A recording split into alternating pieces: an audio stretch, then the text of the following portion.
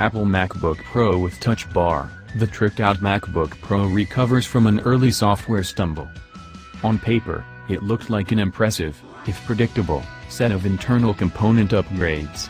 Apple's 13-inch and 15-inch Touch Bar MacBook Pro models would get new 8th-gen Intel's processors, more storage and RAM options, a color temperature sensing True Tone screen and other tweaks, all nice improvements over a ho-hum 2017 update. At the same time, the slim unibody aluminum design would remain unchanged since its last design overhaul in late 2016, keeping features both loved, the giant trackpad, and not so loved, the slim travel keyboard, the USB-C only connections. If anything, the expensive add-on option for one of Intel's new 6-core Core i9 processors would appeal to pro-level users, such as video editors and 3D artists, who may be starting to feel that Apple isn't keeping up with their ever-expanding needs for high-end gear. To say things got off to a rocky start is putting it mildly. First, there was confusion over that keyboard.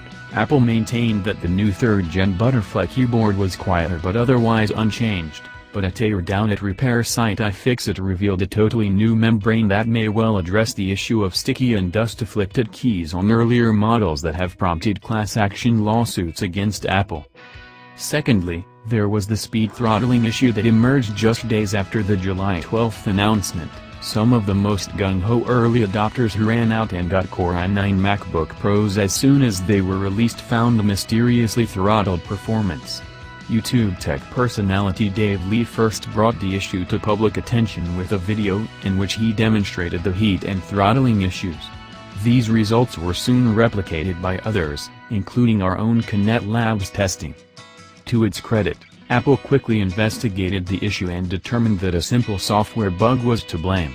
A software update to the macOS operating system seemed to solve the issue, and you can read more about our pre- and post-patch experience here. If you're one of those early adopters, instructions for how to install the macOS 10.13.6 update are available here. The issue affected all of Apple's new MacBook Pro models, both 13 and 15-inch. The entry-level 13-inch MacBook Pro without the Touch Bar isn't affected, as it has not been updated this year. And now that the hype around this software bug is dying down, we're left to consider just how much is actually new inside the MacBook Pro, and if it meets the needs of a creative class increasingly moving towards 4K and higher video, and other power-hungry tasks. A more in-depth analysis of the new features and performance of the Core i9 15-inch MacBook Pro follows, but first we'll break down the key takeaways. Get ready for some serious sticker shock if you want the new MacBook Pro's most buzzed-about new components and features. The model I unboxed for testing and reviewing is a 15-inch MacBook Pro, which already sets the price floor at $2,399, £2,349 or $3,499 Australian dollars. But, this high-end configuration included one of Intel's new 6-core Core i9 CPUs, a whopping 32 GB of RAM and a hefty 2 TB flash storage drive. 2 TB used to be the upper limit, now a 4 TB drive is available for anyone who wants to drop an extra $2,000. All those upgrades take this specific laptop up to $4,699. £4,409 or $7,139 Australian dollars. That's expensive, even for the type of creative or technical professional who would be in the market for a machine like this. But, wow, software patch issues aside, it's some powerhouse. When you pull out almost all the stops, you're going to get a laptop that screams, and this one does.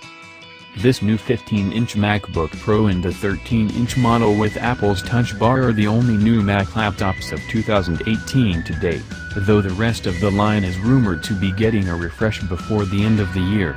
As for the Touch Bar itself, its fingerprint reader works with a new separate security chip called the T2 that adds a few extras, like a secure boot path to make sure no tricky malware sneaks into your boot-up process.